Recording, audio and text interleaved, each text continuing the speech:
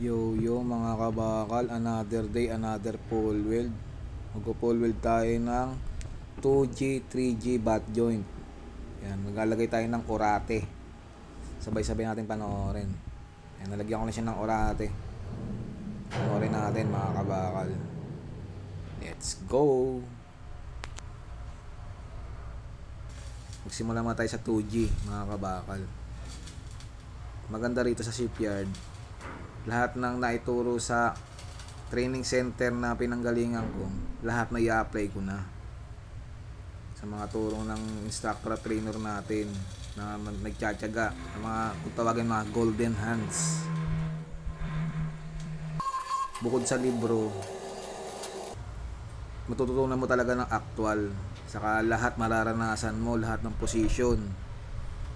Tama nga sinabi ng mga sir ko, iba yung libro sa actual, pero maganda pa rin yung praktisado kasi. Yan, tulad yan, lahat ng mga naituro na i-apply ko ng tama. Mahirap yung haka-haka. Unlimited yung wire natin, pa tayo magtitipid, diba? Siyempre, ilagay natin sa tama. Kumbaga, isipin mo na lang, para tayong gumagawa ng sarili natin bahay.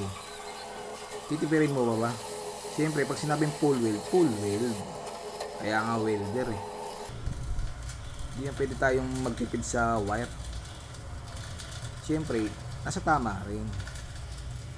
Yan, pinas-forward ko siya mga kabakal. Tingnan natin kung tumagos ba yung win and side natin. Yan, the moment of truth. Yan, tinanggal ko na yung orate mga kabakal. Ayan yung winaling natin 2G, 3G butt joint na mayroong ceramic backing tape sa likod.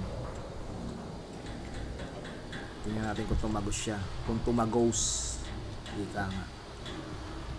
Pero sa tingin ko, pwede na yan.